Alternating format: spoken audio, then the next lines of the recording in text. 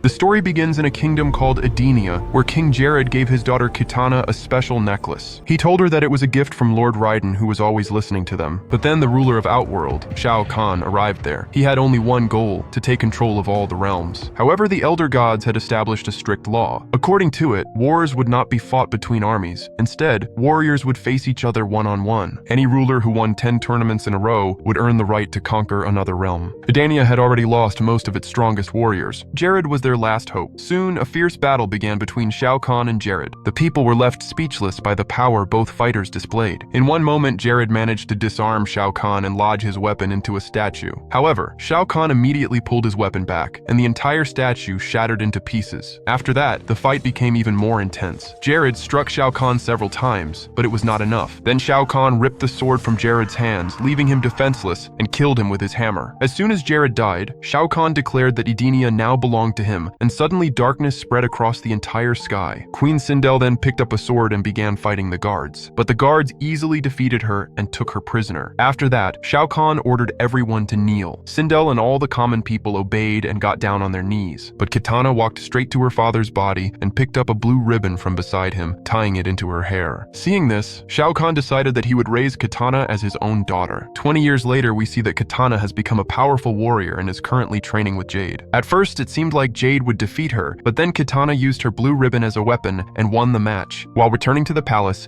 Jade gifted Kitana 2 fan blades. As soon as they reached the palace, Shao Kahn announced that a new tournament had begun, and this time his target was Earthrealm itself. At that moment, Shang Tsung arrived. He was searching for an ancient amulet, a relic capable of healing any wound and granting godlike power. Shang Tsung had already discovered that a fighter named Kano had stolen the amulet. Meanwhile, on Earth, Lord Raiden gathered his champions. An hourglass showed that there was not much time left before the tournament began, but their team was still missing one warrior. On the other hand, we see Johnny in an old warehouse surrounded by a group of thugs. He was defeating multiple opponents at once without even breaking a sweat. Suddenly, a woman aimed a rocket launcher at him, but Johnny had already sensed her presence and threw a metal rod that struck and killed her. However, the rocket was fired. Johnny instantly jumped out of the way and the rocket slammed directly into a helicopter. But then it was revealed that none of this was real. It was actually an old movie playing on television. The truth was that Johnny had once been a huge action star, but his fame had faded away. Later, while Johnny was in a parking lot, Raiden and Sonya approached him. They wanted Johnny to join their team and fight in a tournament that would decide the fate of the entire world. Johnny thought they were just crazy fans, so he did not believe them. But then Raiden suddenly used his powers to open a portal. Seeing this, Johnny finally believed them and stepped through the portal to Raiden's Sky Temple. There, Sonya told him that the tournament was called Mortal Kombat because fighters could actually die here. Hearing this, Johnny became nervous and said he wanted to go back home. But Raiden reminded him that Earthrealm had already lost 9 tournaments. If they lost this one, Shao Kahn would take control of the entire world. Johnny still refused and walked away. Meanwhile, in Outworld, Quan Chi was performing dark magic to resurrect fallen champions. His followers returned from Earth carrying Kano's corpse. Quan Chi used his dark powers to bring Kano back to life. Quan Chi then took the amulet and created a new laser eye for Kano before heading toward Shao Kahn. Back at the Sky Temple, Sonya began to glow. This meant she had been chosen for the first match. Elsewhere, Johnny was sitting in a bar. At that very moment, he was suddenly teleported to Outworld. There, Kitana appeared before him, and the entire sky lit up with blazing flames. As soon as the gong sounded, Kitana instantly threw one of her fan blades. Johnny dodged it. After that, Kitana launched one powerful attack after another. Johnny fought back with all his strength, but Kitana continued to overpower him. Soon Johnny climbed onto a rooftop, but Kitana threw a fan blade and struck his leg. She then leapt onto his back and knocked him off the roof. Watching this, Shao Kahn ordered Kitana to finish Johnny. However, Kitana suddenly stopped and Johnny lost consciousness. At that moment, one of the flames in the sky went out, signaling that Johnny had lost. His body vanished from the arena. Meanwhile, Sonya was facing Sindel. As giant spikes began emerging from the ground, Sonya attacked with an energy bolt. Sindel dodged it and unleashed her Banshee scream, blasting Sonya straight into a wall. A spike shot up and tore through Sonya's arm. Sonya found a skeleton and used it as a shield. She then struck Sindel with a powerful blow. The two fought hand-to-hand on the ground. Sindel used her screaming power again, sending Sonya flying. Sonya counterattacked, grabbed Sindel by the throat, and fired a powerful energy bolt that pierced her body. Then she locked Sindel's head between her legs and hurled her violently onto a spike, winning the fight. Both Sonya and Johnny were sent back to the temple. The next day, Kitana used her necklace to teleport directly to Raiden. She explained that she had actually been on their side from the very beginning. The fight from the previous day had to look real because Shao Kahn was watching. Kitana revealed that Shao Kahn had obtained the amulet. If he fully charged it, stopping him would be impossible. Back at Raiden's temple, everyone was shocked shocked when Kung Lao suddenly appeared. Quan Chi had resurrected him, and he was now fighting for the enemy. He threw his razor-sharp hat and suddenly slashed Raiden's throat. Right after that, the champions vanished to their next matches. Sonya faced Quan Chi while Shang Tsung attacked Johnny. Shang Tsung hurled Johnny violently into a wall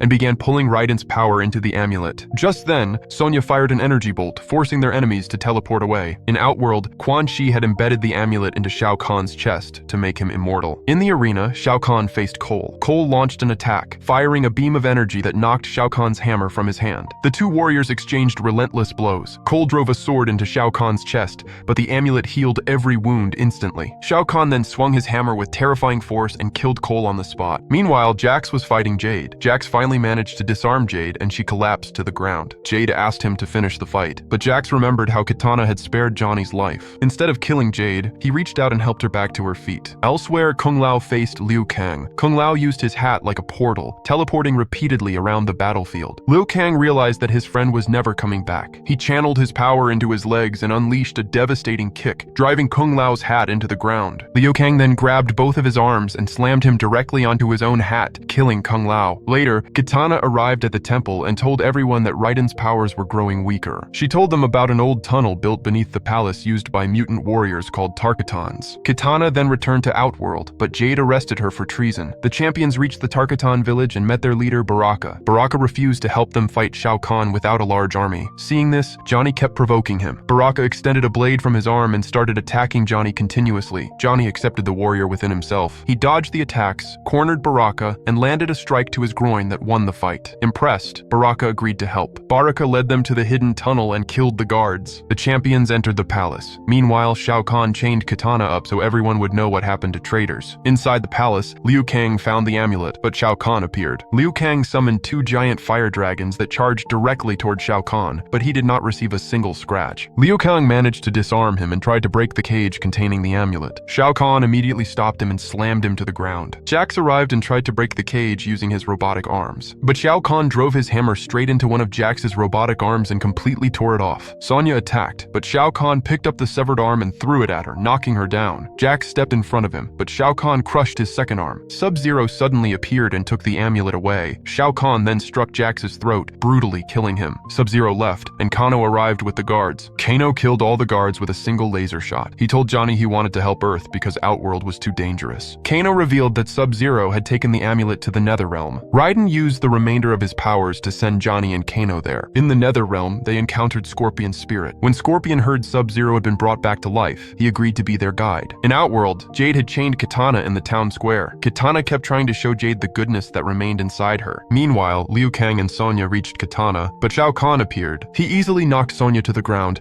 but Liu Kang stopped him with his fire powers. In the Netherrealm, the group finally encountered Sub-Zero. Sub-Zero used a shadow power to create duplicates of himself. His duplicates fought Johnny and Kano, while the real Sub-Zero faced Scorpion. Kano fired a laser at a duplicate's belt, causing the amulet to fall. Johnny caught the amulet just before falling into the fires of hell. Scorpion drove his chains into the duplicates and cut them into two pieces with his sword. In Outworld, Shao Kahn swung his hammer and struck Liu Kang with its handle. Before dying, Liu Kang said it was his destiny to bring Kung Lao back, and his body transformed into a bird of fire and disappeared. Sonya broke the chains and freed Kitana, but Shao Kahn immediately struck with his hammer and defeated Sonya as well. The last light in the sky went out, and Shao Kahn announced that Earth was under his control. Suddenly, Kitana awakened her fan blades and declared she would now fight for Earth. A new light appeared in the sky, accepting Kitana as a new champion. A fierce battle began between Kitana and Shao Kahn. Kitana struck him many times, but it seemed impossible to harm him. He knocked her unconscious. Sub-Zero ran to retrieve the amulet in the Netherrealm and prepared to kill Johnny, but Jade arrived. Kitana's words had changed her heart. She fired an energy beam at the amulet. Kano fired his laser, and Scorpion joined with his fire breath. At the temple, Raiden spoke to Johnny through his mind, reminding him the gods chose him for a reason. Johnny's powers finally awakened. He delivered a powerful kick with all his strength, and at last, the amulet was completely destroyed. The powers immediately returned to Raiden. In the town square, Kitana struck Shao Kahn with her fan blade. This time, his wounds stopped healing. Kitana disarmed him and unleashed several attacks. She sliced his face and struck his throat. She removed her blue ribbon, wrapped it around his neck, and removed his helmet so all the people could see his true face. Finally, she spun her fan blades and split open his skull. The tournament came to an end. All the people happily accepted Kitana as their new queen. Jade became her personal warrior. Meanwhile, Raiden and the champions revealed that Kano had captured Quan Chi. Their new goal was to use his power powers to bring back all the warriors who had died.